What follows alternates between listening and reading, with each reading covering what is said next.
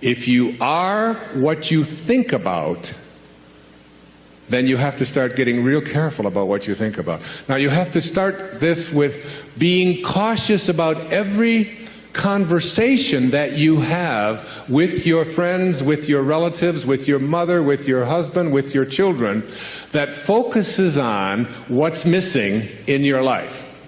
Because if you want to attract something into your life, something good, something grand, something godlike, something prosperous, something of well-being, health, whatever it might be, if you want to attract that into your life, but you're talking about what's missing and thinking about what's missing, and you understand that what you think about is what expands, you will continue to expand more of what's missing, and you'll continue to attract what's missing in your life. I never talk about what's missing in my life. I only put my attention on what I intend to create. And I have shifted it. And I learned this lesson a long time ago, but the place that it probably expresses it better than any is Esther and Jerry Hicks' book, Ask and It Is Given. The teachings of Abraham is called Learning to Manifest Your Desires. Have more than anything, I think they're the greatest, among the really greatest teachings on the planet today. And I know Esther and Jerry, I know them well, I've been with them on many occasions. It's about practicing this idea of not putting your thoughts on what is missing and shifting it to, it's on its way. It's on its way.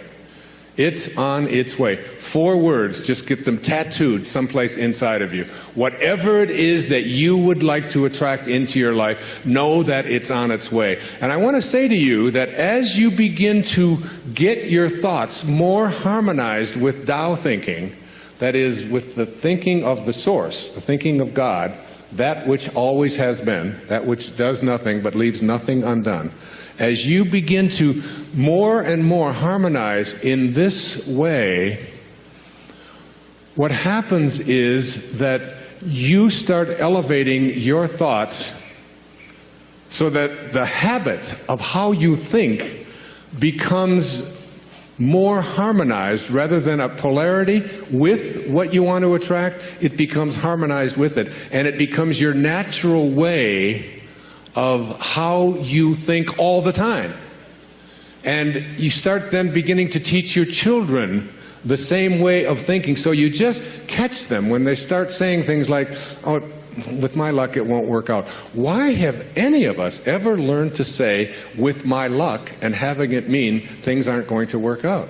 Why wouldn't you say, and just have it as your habit, with my luck, it'll probably show up faster than it normally does? Why not have that kind of a way? Because here's what happens. As you begin to shift the way that you think and have an anticipation that this thing is going to work out for you, you can only act upon your thoughts.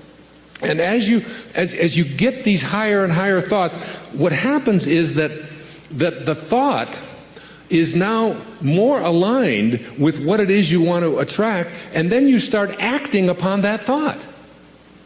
And as you start acting upon the thought that it will work out, that it's probably on its way, you start to see how this whole system all works. In other words, call it the universe, whatever you want, begins to conspire with you. It begins to act almost where you suddenly become a collaborator with fate. And instead of fate being something that just might or might not happen to you, you're in collaboration with what it is that you want to attract.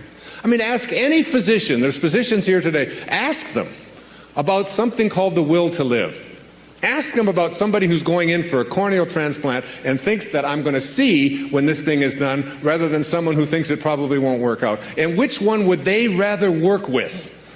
What is this thing called the will to live? What is this thing, this inner kind of thing that says, I refuse to allow myself to think? I say to my mother, who's 90 years old, almost 91 years old. I was with her for the last 5 days, every day, all morning long with her. And she's been going through some difficulties and so on. Most of you saw her on the PBS show, if you saw The Inspiration. She has always said to me how she was going to die. She said it to me when she was 60. what her death was going to look like. When she was going to die in her sleep, and it was going to be, it was going to be a peaceful thing, and she was going to do it when she was ready.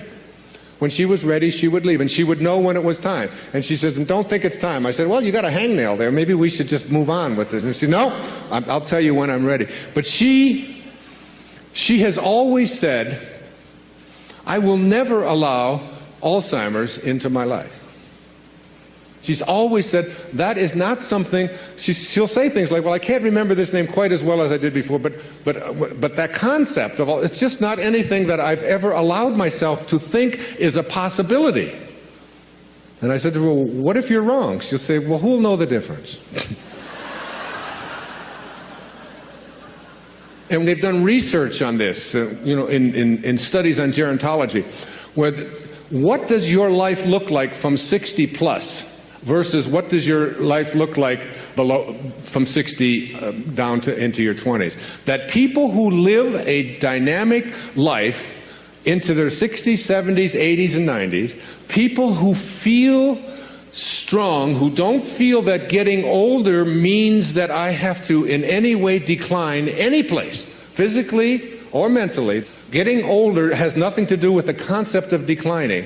That when people are in their 20s and 30s and 40s and 50s, and this is their perception of what their life is going to be like when they're in their 60s, that those people have a much greater chance of not attracting the kinds of diseases that are so much age-related as do people who think of old as infirm and declining throughout their 20s, 30s, 40s, and 50s. That you change the way you believe about that and you say declining is not a possibility. I don't think about what's missing. You don't put your attention on what's missing. You don't tell other people about what's missing. And you don't tell other people about what you can't do and what isn't working and how terrible the world is. And the Tao teaches so much of it was written for leaders, people in positions of power. But I've translated all of that into your own level of leadership. And the great leaders are the ones who eschew violence. You have got to get yourself to a place where you don't allow yourself to have violent thoughts come into your consciousness. That means you got to watch the movies you're watching. That means the games that your children are playing, video games, have got to be monitored and removed when they have violence built into them. It means that you don't watch the news and you don't read the stories endlessly reaffirming what a terrible place this world is. It is not a terrible place. It's a perfect place. It's a beautiful place. There are just some leaders who are connected to Tao and others who are not. And we can create the kind of world that we want to create when enough of us begin to say, not part of my consciousness. Nope, I don't buy gossip. No, I don't buy violence. No, I don't have anything to do with that. And you just turn the channel, you turn it off.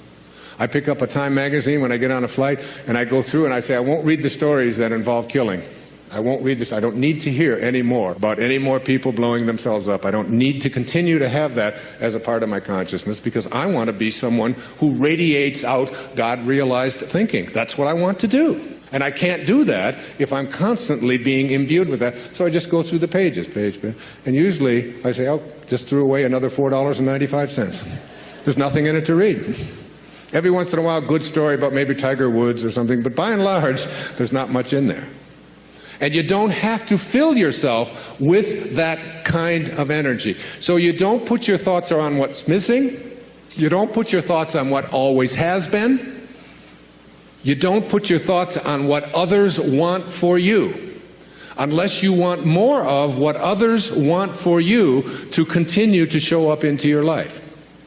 So that if you're having conflicts with anybody that's out there, you don't have to put your attention on any thought that is out of harmony with the relationship that you would like to have. It doesn't have to be. You can have a love story replace a hate story by just changing your thoughts in any moment of your life. As you'll see, some of you will see it this afternoon, as Katie works with some of you and does the work and teaches you to ask yourself these questions about how can you be sure? How can you be sure that that thought is true? Why not have a love relationship with your ex-husband or your ex-wife? Why not have a love relationship with your in-laws? Why not? Why not have it with everyone on the planet? Why not? Indeed, why not? Every moment of your life, this choice is yours. You can either be a host to God or a hostage to your ego. It's your call. God bless you, and thank you for your attention. Namaste. Thank you.